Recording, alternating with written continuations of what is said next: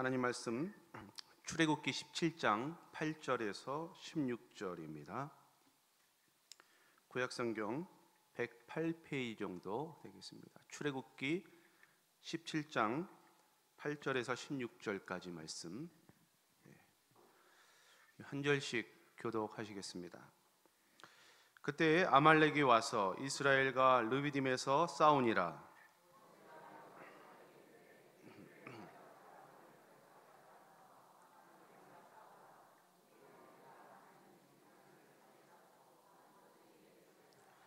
여호수아가 모세의 말대로 행하여 아말렉과 싸우고 모세와 아론과 훌은 산 꼭대기에 올라가서 모세가 손을 들면 이스라엘이 이기고 손을 내리면 아말렉이 이기더니 모세의 팔이 피곤하매 그들이 돌을 가져다가 모세의 아래에 놓아 그가 그 위에 앉게 하고 아론과 훌이 한 사람은 이쪽에서 한 사람은 저쪽에서 모세의 손을 붙들어 올렸더니 그 손이 해가 지도록 내려오지 아니한지라.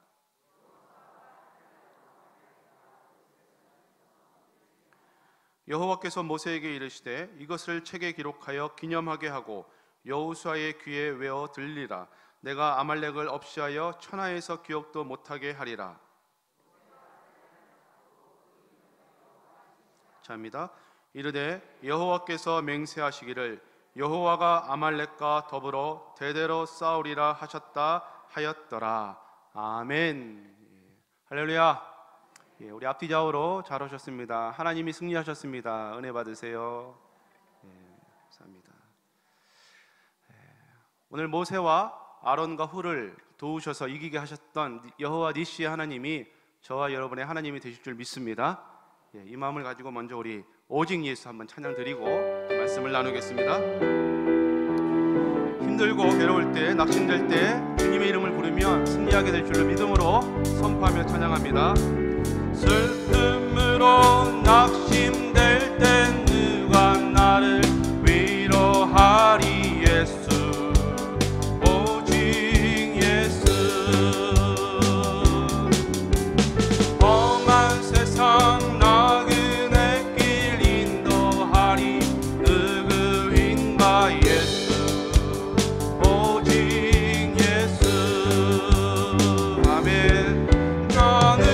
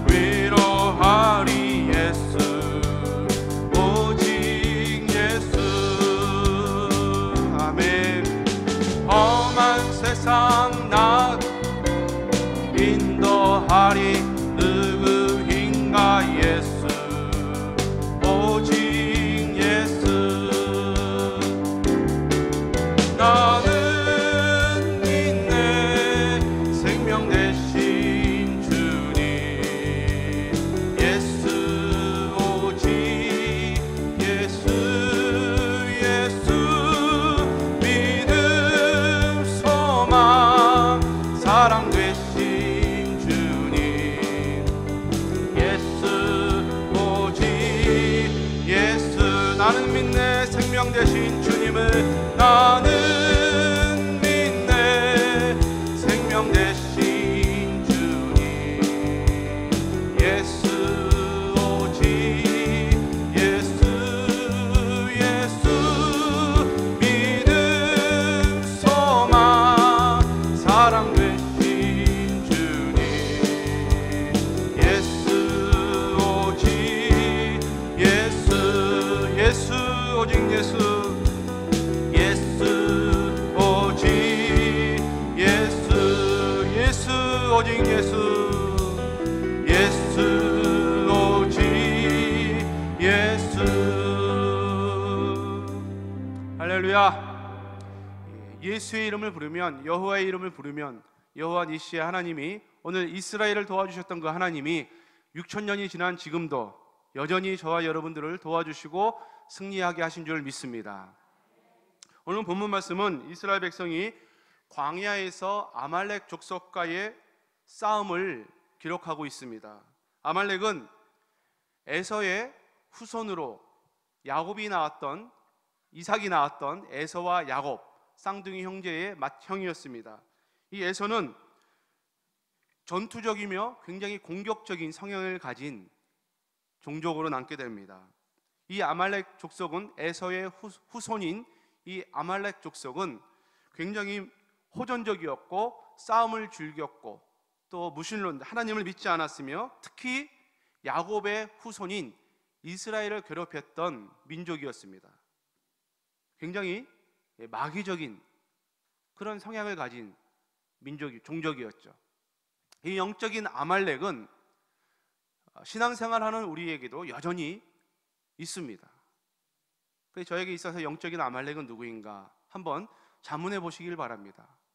말씀을 일주일 동안 묵상하면서 이 영적인 아말렉을 외부의 여건에서 찾으려고 했던 제 모습을 바라보다가 문득 진짜 이 영적인 마귀 아말렉은 내 안에 있구나라는 것을 깨닫게 되었습니다.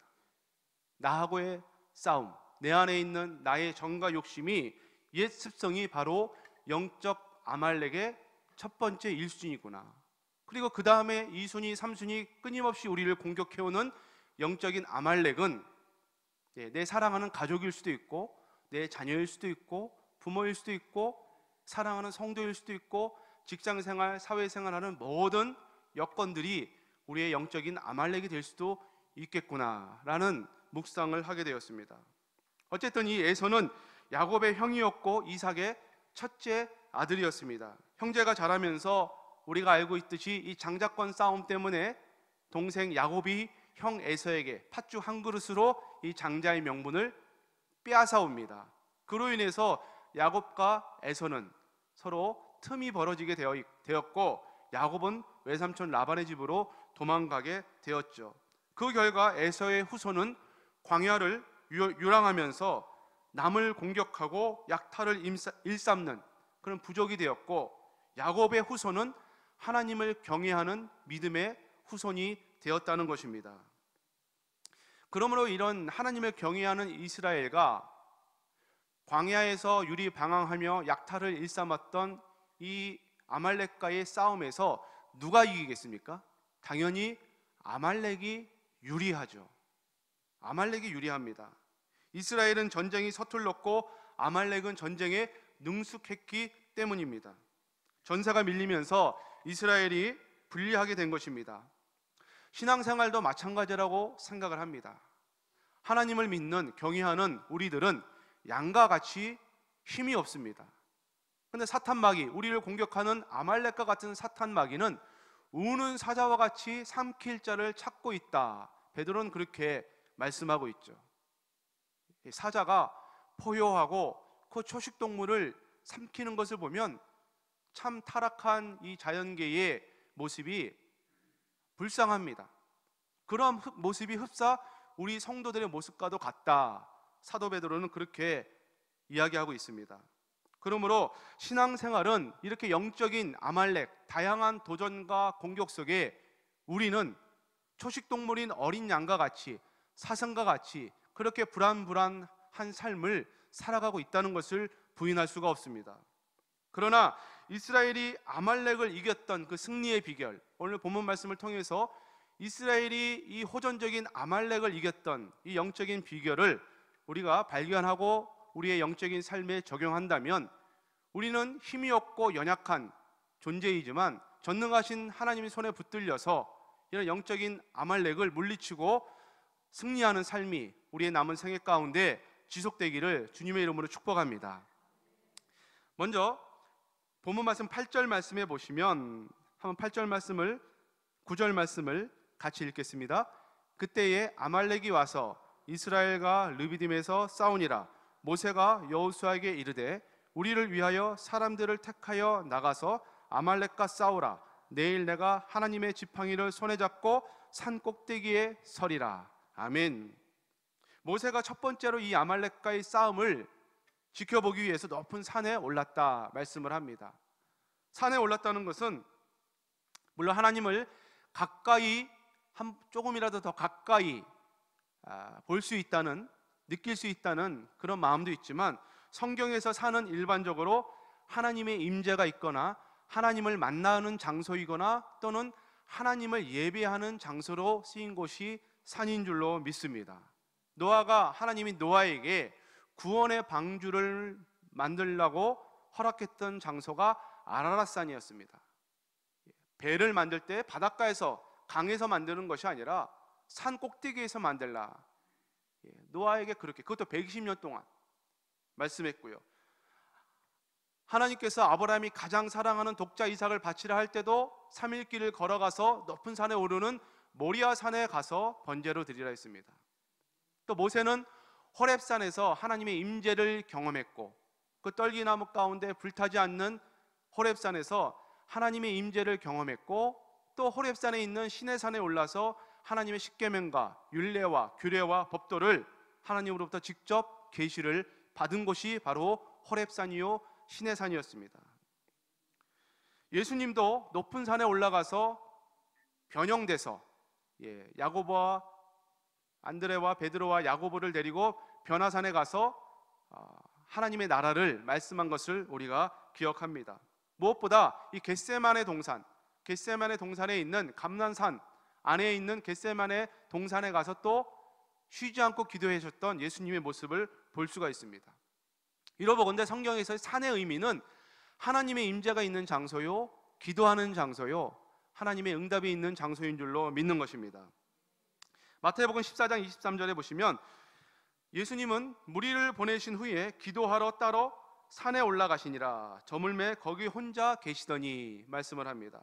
마태복음 15장 29절에도 예수께서 거기서 떠나사 갈릴리 호숫가에 이르러 산에 올라가 거기에 앉으셨다 그랬습니다. 또 마태복음 17장 1절 한번 같이 읽습니다. 엿새 후에 예수께서 베드로와 야고보와 그의 형제 요한을 데리고 따로 높은 산에 올라가셨더니, 여기서 변화되셔서 하나님 나라의 그 오묘한 모습을 이 베드로와 야고보와 요한에게 나타내 보여주시죠. 그리고 요한계시록 14장에 보시면 마지막 하나님의 성도들의 비유된 14만 4천 성도들을 불러 모아서 어린 양 혼인잔치에 참여하게 합니다. 요한계시록 14장 1절 말씀 한번 같이 읽습니다.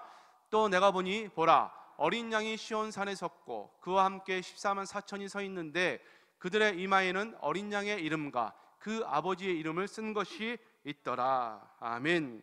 이렇게 성경의 많은 곳에서 산에 올라가 하나님을 만났고 예배했고 그 산에 올라가 하나님께 기도했던 장소가 바로 산입니다. 그래서 그런지 대한민국에 5만 교회가 있고 한 3, 4만 개의 기도원 처소가 있다고 합니다. 외국도 그렇지만 한국도 이 기도원의 대부분이 산속에 자리 잡고 있죠. 기도원은 이렇게 산속에 자리 잡고 있고 교회가 세운 기도원도 있고 또 개인이 세운 기도원도 있습니다. 기도원의 성격은 중세 수도원의 성격을 따서 명상과 하나님 말씀을 묵상하고 개인 기도하는 곳이 있고 아니면 매일 영성 개발을 위해서 하나님의 성품을 개발을 위해서 집회를 주로 하는 기도회가 있죠. 아마 대한민국의 많은 기도원들은 이런 집회를 위주로 기도원을 운영하는 것 같습니다. 그 유형별로 보면 이렇게 건전한 기도원이 있고 또 신학적으로, 윤리적으로, 도덕적으로 더 좀 위험스러운 그런 기도원도 적지 않습니다. 그래서 기도원은 선별해서 지도를 잘 받아서 출입하는 것이 좋다는 것이죠.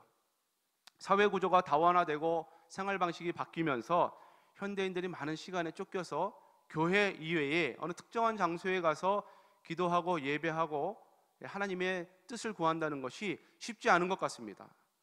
저도 교회 사역을 하면서, 목회 사역을 하면서 교회의 이런 사역 안에 매여 있으니까 따로 산에 가서 기도한다는 것이 자유롭지는 못한 것 같습니다. 제가 성도교회 교육전도사로 청년부를 섬길 때는 아마 한 달에 한 번 정도는 주암산 기도원에 다 이렇게 한 10여 명이 20여 명이 같이 올라가서 한 번씩 기도했던 추억이 있습니다. 한 달에 한 번이니까 굉장히 자주 갔던 그런 곳이죠. 아마 주암산 기도원은 다 가보하셨다라고 생각을 해봅니다. 그래서 작년에 제가 중류교회 인사드리러 와서 태연교회를 섬길 때 목사님이 배려해 주셔서 한 며칠을 주암산 기도회에 올라간 적이 있습니다. 하나님 뜻을 구하고 그러할 때 오래간만에 간 산기도였기 때문에 새롭더라고요. 정말 하나님의 임재가, 물론 교회 안에도, 골방 안에도, 가정 안에도 하나님의 임재가 있지만 특별한 장소에 올라가서 하나님과 독대하고 기도하니까 예전에 20대의 모습, 30대의 모습도 생각이 나고 또 그 당시에 만났던 하나님과의 처음 사랑도 생각이 나는 그런 경험들이 있습니다. 아마 바쁜 생활 가운데서도 우리 성도님들이 어려운 일 만났을 때, 영적인 아말렉을 만났을 때 교회 공동체도 좋고 개인의 골방도 좋고 또 직장 골방도 좋고 또 특정한 장소, 예수님처럼 믿음의 선진들처럼 산에 올라서 기도하는 것도 좋은 방편이라 생각이 되어집니다. 모세처럼 지느냐 이기느냐, 사느냐 죽느냐, 흥하냐 망하느냐의 기로에 서 있을 때에 어느 장소든 골방도 좋고 기도실도 좋고 안방도 좋고 산도 좋고 중류교회처럼 매일 기도해야 하는 기도의 처소도 좋습니다. 그러한 곳을 찾으셔서 기도의 산으로 올라갈 때 하나님이 그 특별한 산에서 만나주시고 임재해 주시고 역사하여 주실 줄 믿습니다. 우리 중류교회 성도님들의 영적인 그런 산은 어디인가 한번 이 시간 마음속에 생각해 보시기를 바랍니다. 이 산에 오를 때 모세는 그냥 오른 것이 아닙니다. 오늘 9절 말씀에 보시면 뭐라 합니까? 아말렉과 싸우라. 내가 내일 하나님의 지팡이를 손에 잡고 산꼭대기에 올라가리라. 산꼭대기에 올라가는데 그냥 올라간 것이 아니라 하나님의 지팡이를 짚고 올라간다. 모세는 이렇게 고백을 합니다. 모세는 미디안 광야에서 40년 동안 도망자 생활을 하면서 양을 치면서 이 지팡이를 항상 의존했습니다. 이 지팡이는 호신용이기도 했고 늑대와 이리를 쫓아내는 호신용이기도 했고 또 양을 지키는 도구이기도 했고 풀밭을 가르는 그런 도구로도 사용이 되었을 것입니다. 그런데 어느 날 모세가 하나님의 부르심을 받고 하나님의 종이 되었을 때, 그리고 이 모세의 지팡이, 자신의 이 전인격을 의미하는 것이죠. 이 모든 것을 하나님께 드렸을 때 그 평범한 모세의 지팡이가 기적의 능력의 지팡이로 바뀐 줄로 믿습니다.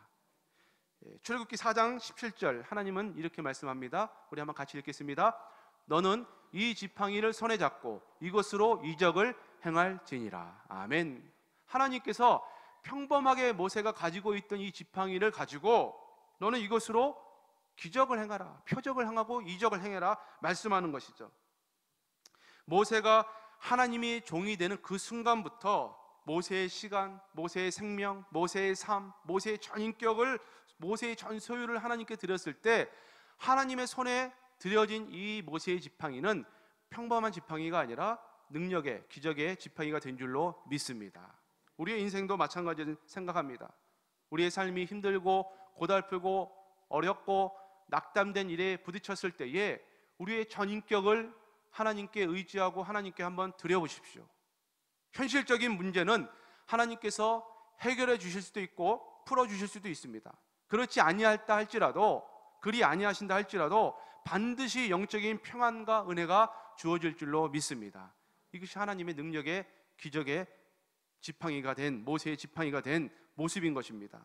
똑같은 지팡이지만 모세의 지팡이였을 때는 그저 이리나 늑대처럼 맹수나 쫓아내고 풀밭이나 가르고 힘들 때 의지하는 정도로 쓰였던 지팡이였다면 하나님 손에 들렸을 때는 그것이 변하여 홍해를 가르게 되고, 홍해를 가르게 되고, 나일강을 쳤을 때는 그것이 피가 되는 기적을 일으키게 되고, 물이 없다고 했을 때 반석을 쳤을 때는 그 반석에서 지하수가 솟아나는 이런 놀라운 표적과 기적이 일어나게 되더라는 것입니다.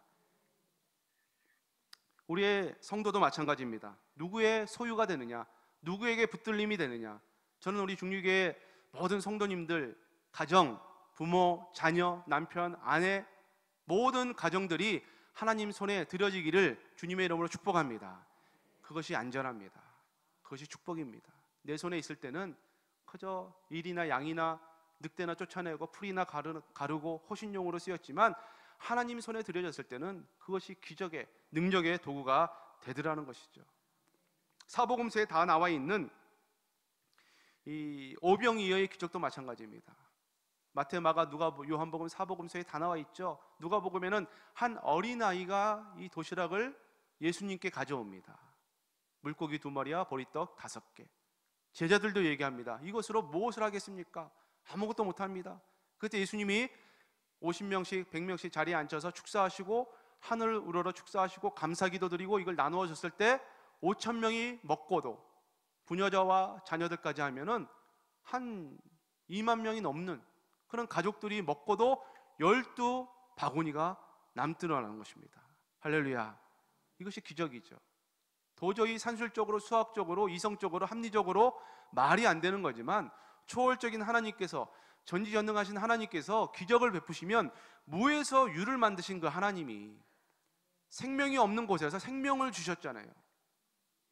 어머니 뱃속에서 10달 잉태돼서 생명이 되는 이 놀라운 기적들, 모든 만물 세계에 주어지는 이런 생명의 신비를 보았어라도 전능하신 하나님이 한 번만 바라시면 오병이의 기적은 너무 쉬운, 누워서 떡 먹기라 그럴까요? 아무것도 아닌 이 기적이 평범하게 나타나더라는 것입니다. 이런 은혜가 저와 여러분에게 있기를 바랍니다. 누구의 소유가 되느냐, 누구의 사람이 되느냐, 하나님의 사람이 되면 상황과 역사가 달라지는 줄 믿습니다. 목동 다윗이 왕이 되었고요, 하나님의 백성들을 핍박했던 사울이 하나님 손에 붙들리니까 다메섹 도상에서 은혜 체험하고 변하여 예수를 전하는 바울이 큰 자가 작은 자로 바뀌더라는 것입니다. 나 같은 죄인도 변하여 하나님의 성도로 쓰임받는 놀라운 기적이 하나님 손에 있는 줄 믿습니다. 이 하나님의 영적인 지팡이는 무엇을 의미하겠습니까? 우리를 인도하시는 하나님의 말씀인 줄로 믿습니다. 시편에 있는 말씀처럼 주의 말씀은 내 발의 등이요 내 길의 빛입니다. 모세가 그 지팡이를 의지해서 풀밭을 헤치고 이리와 늑대를 물리쳤던 이 지팡이가 영적인 말씀으로 우리에게 주어진다면, 찰흙과 같은 이 어두운 암흑과 같은 이 어두운 세상을 우리가 유일하게 안전하게 걸어갈 수 있는 그 조명하여 주시는 빛이 바로 말씀이라는 것입니다. 이 말씀을 통하여 하나님이 기뻐하시고 선하시고 온전하신 뜻이 무엇인지 분별하고 그 말씀을 의지하여 나아갈 때에 영적인 홍해가 갈라지고, 영적인 여리고성이 물론 무너지고, 영적인 골리앗이 쓰러지고, 우리 앞에 시온의 평탄한 대로가 열려질 줄로 믿습니다.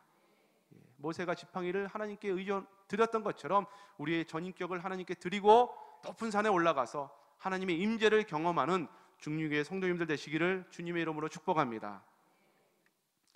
이렇게 하나님의 산에 지팡이를 의지하고 말씀을 의지하고 올라갔을 때 모세와 함께 하셨던 자들이 있습니다. 그것이 10절 말씀이죠. 본문 10절 말씀에 보시면 여호수아가 모세의 말대로 행하여 아말렉과 싸우고 모세와 아론과 훌은 산 꼭대기에 같이 올라갔다 그랬습니다.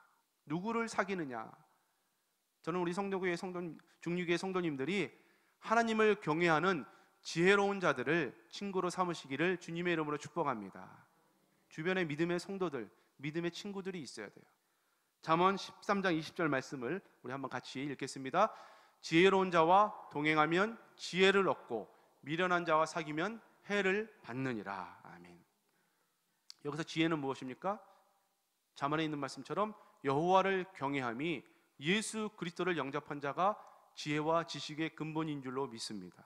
하나님은 하나님을 믿지 않는 예수를 믿지 않는 자를 향하여 어리석은 자다, 그렇게 말합니다, 성경에. 그러므로 지혜로운 자와 동행한다는 것은 예수를 믿는 성도들을 친구로 삼고 그의 도움을 받고 도움을 주고 함께 동행하라는 것입니다. 오늘 말씀에도 보면 모세가 높은 산에 올라갈 때 그 모세의 형 아론과 훌과 이런 친구들이 함께 동행했다는 것입니다. 신앙의 사람 주변엔 그 신앙인을 돕는 반드시 믿음의 사람이 필요합니다. 그래서 하나님께서 이 교회 공동체를 허락하여 주신 줄 믿습니다. 한 사람이면 쉽게 넘어져요. 쉽게 미혹받고 유혹받습니다.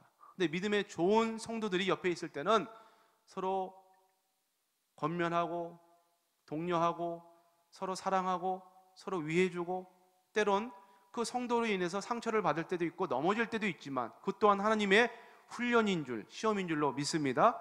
이런 것들을 통해서 하나님이 온전한 성도의 모습으로 세워가는 줄 믿는 것입니다. 전도서 4장 12절 말씀 한번 같이 읽습니다. 한 사람이면 패하겠거니와 두 사람이면 맞설 수 있나니 세 겹줄은 쉽게 끊어지지 아니하느니라. 아멘. 그렇죠. 실도 하나 두 개면 금방 끊어지잖아요. 근데 실을 여러 가닥으로 꼬으면 절대 안 끊어져요. 안 끊어집니다. 수십 톤, 수톤에서 수십 톤을 들어 올리는 그 있어요. 저는 그게 쇠줄인 줄 알았어요. 쇠줄인 줄 알았는데 아니에요. 실이에요. 실들을 여러 번 수천 가닥, 수만 가닥 묶어서 그 기중기로 들어 올리면 그 수톤, 수천 킬로 되는 돌들을 들어 올리는 거예요. 안 끊어집니다. 이것이 성경 말씀에도 있어요. 그 예수님도 제자들을 전도하러 보내실 때 홀로 안 보내고 두 사람씩 짝을 지어서 서로 쉽게 패하거나 넘어지지 않도록 우리에게 공동체를 허락해 주신 줄 믿는 것입니다. 모세의 경우도 마찬가지죠. 아론은 그의 형이었고 후원자였습니다. 훌과 여호수아와 갈렙, 모든 이런 믿음의 훌륭한 후배였고 조력자들이었어요. 바울도 마찬가지입니다. 바울 주변에도 항상 마가와 누가와 디모데와 초대교회의 성도인 브리스길라와 아굴라와 이러한 성도들이 항상 바울과 동행했고 협력을 같이 사역을 했습니다. 구리장색 알렉산더와 같이 바울을 또 못살게 굴고 방해했던 사단의 세력들도 있습니다. 예수님의 경우도 마찬가지죠. 예수님의 12제자 베드로와 안드레와 빌립과 바돌레와 마테와 많은 제자들이 있었지만 그 중에 또 가룟 유다와 같은 자들도 있었다는 것이죠. 그러므로 성도는 이 짧은 생애를 살아갈 때 누구를 믿음의 동역자로, 반려자로 동행하느냐가 굉장히 중요합니다. 물론 예수를 믿고 세상 사람들과 다 단절하라는 의미는 아닙니다. 그럼 전도 누가 하겠습니까? 그렇지만 영적인 교제는 아마 믿음의 성도들하고 더 잘 통한다는 것을 알 수가 다 체험들 하셨으리라고 믿고 확신을 합니다. 그래서 그들하고 점점 멀어지게 돼요. 내 의도와 상관없이 점점 멀어지게 됩니다. 전도는 하죠. 이것이 모세가 높은 산에 올라갈 때 말씀을 의지하고 지팡이를 붙들고 동역자 아론과 훌과 이런 동역자들과 함께 동행했던 모습이었습니다. 미국이 낳은 세계적인 전도자 무디라는 분이 있습니다. 이분이 항상 전도 여행을 갈 땐 항상 생키라는 유명한 찬양 인도자를 항상 동행했다고 합니다.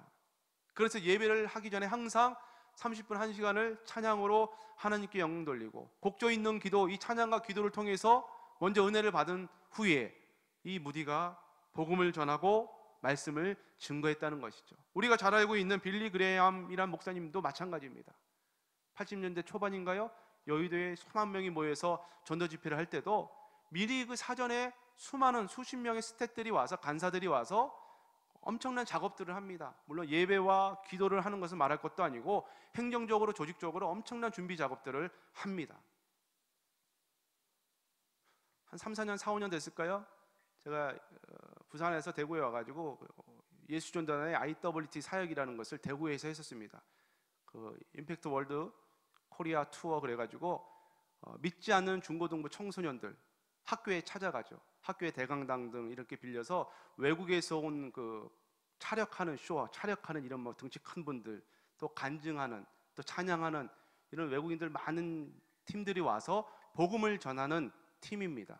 근데 이 행사를 1년을 준비를 하는데 1년을 행사를 한 달 내지는 한 달 반을 하는 데 있어서 중고등학교 한 50군데를 다녔고요.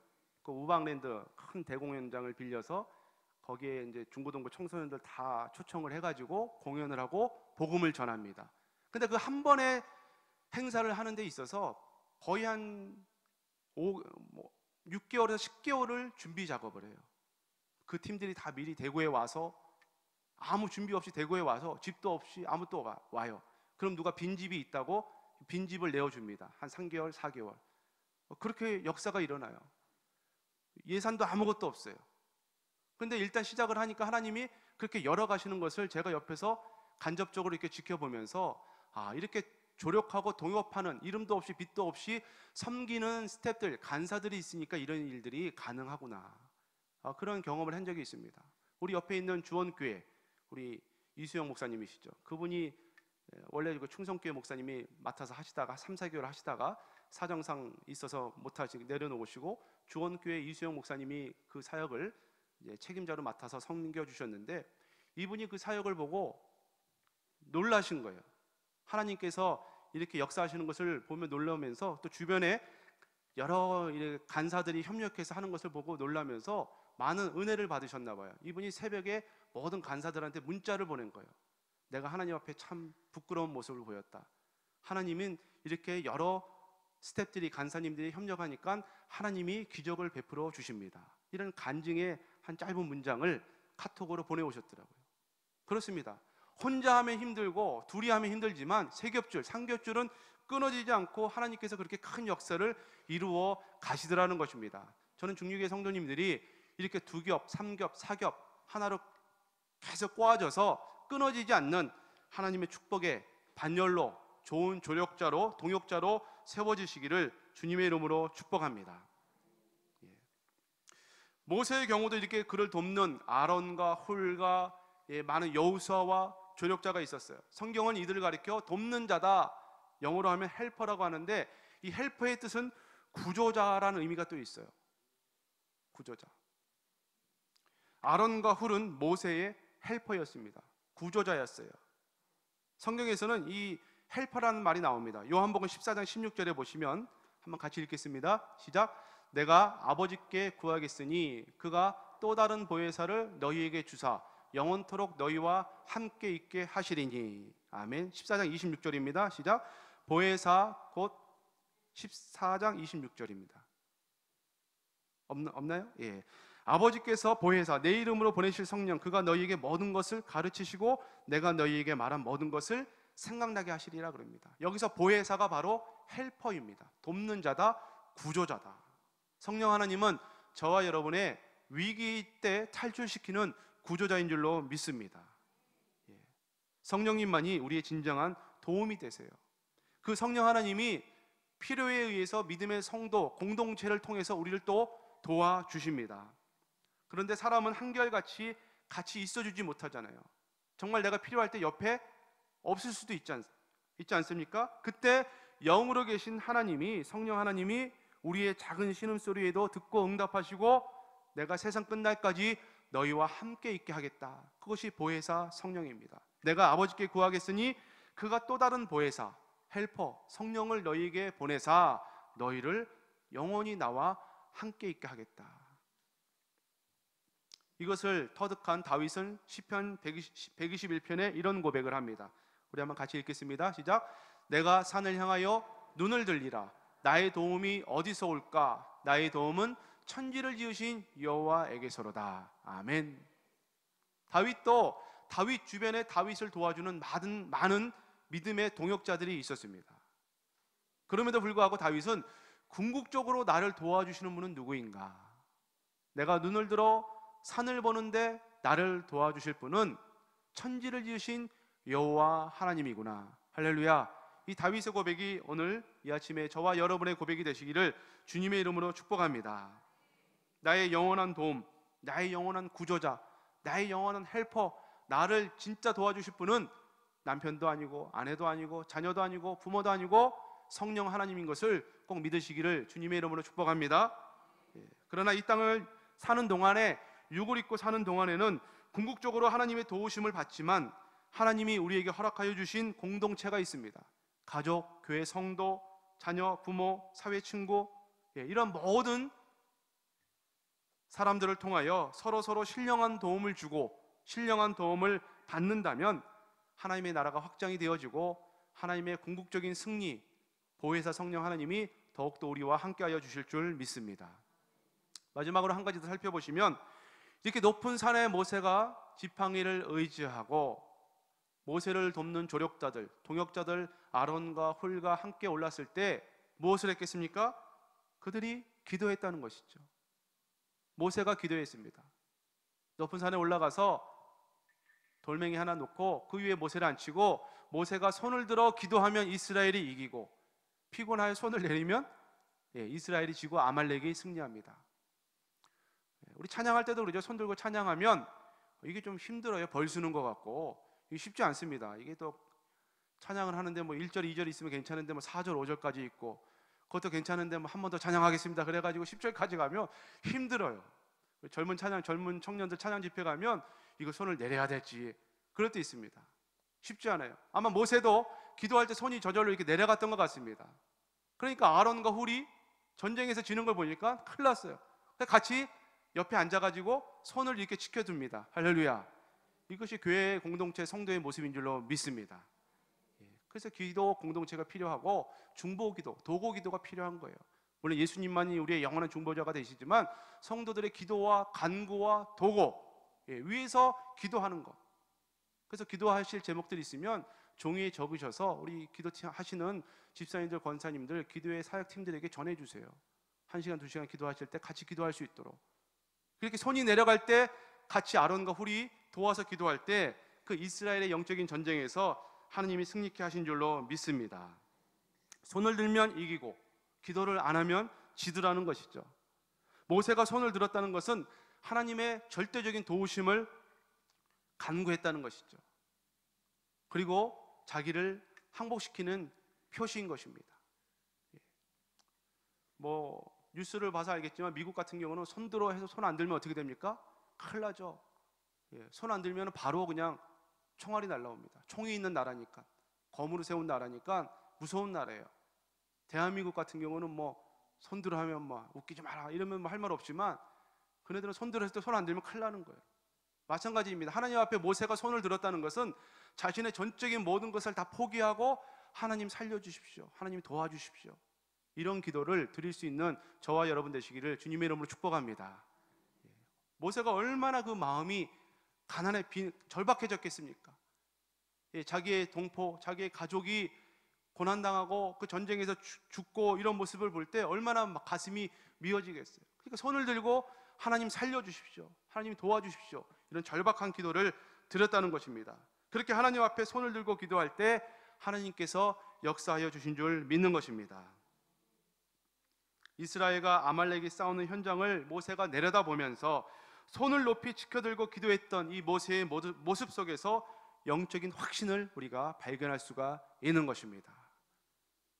사람은 어떤 문제에 봉착하게 되면 이거 어떻게 해결하지? 벌써 생각이 먼저 갑니다. 반드시 그래요. 생각이 먼저 갑니다. 주여를 먼저 찾을 수 있기를 주님의 이름으로 축복합니다. 생각이 먼저 가기 전에 생각을 끊고 기도로, 묵상으로 하나님 앞에 나갈 수 있기를 바랍니다. 그때 하나님이 모세에게 응답해 주십니다. 그것이 15절, 16절 말씀이에요. 우리 한번 같이 본문 말씀 읽겠습니다. 시작. 모세가 제단을 쌓고 그 이름을 여호와 니시라 하고 이르되 여호와께서 맹세하시기를 여호와가 아말렉과 더불어 대대로 싸우리라 하셨다 하였더라. 아멘. 할렐루야. 하나님께서 응답해 주십니다. 모세가 제단을 쌓고 그 이름을 승리의 하나님, 깃발의 하나님 여호와 니시라 하고 여호와가 아말렉과 더불어 대대로 싸우리라. 할렐루야.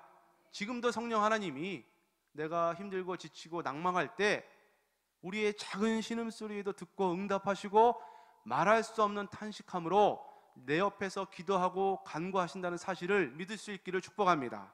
그것이 큰 위로가 돼요. 성령 하나님이 나를 위해서 말할 수 없는 깊은 탄식으로 나를 위해 간구하신다는 이런 믿음의 확신만 있다면 우리는 일어나서 웃을 수 있고 감사할 수 있고 기뻐할 수 있으리라고 저는 분명히 믿습니다. 하나님은 한 번만 싸우시고 한 번만 이기게 하시겠다고 하신 것이 아닙니다. 대대로 내가 싸워주겠다. 예수 그리스도의 십자가의 부활의 능력으로 지금도 사탄마귀는 끊임없이 오는 사자와 같이 우리를 삼키려 하지만 그 승리의 하나님이, 부활하신 하나님이, 그 부활하신 예수님이, 성령 하나님이 지금도 여전히 동일하게 저와 여러분들을 붙들어 주신다는 것을 꼭 믿을 수 있기를, 확신할 수 있기를 주님의 이름으로 축복합니다. 말씀을 맺겠습니다. 하나님 편에 서실 수 있기를 바랍니다. 모세처럼 하나님 편에 서실 수 있기를 바랍니다. 히브리서 기자는 모세를 이렇게 평가합니다. 바로의 궁전에서 세상의 모든 금은 보화를 누리는 것, 잠시 죄악의 낙을 누리는 것, 그 낙을 죄악의 낙이라고 표현합니다.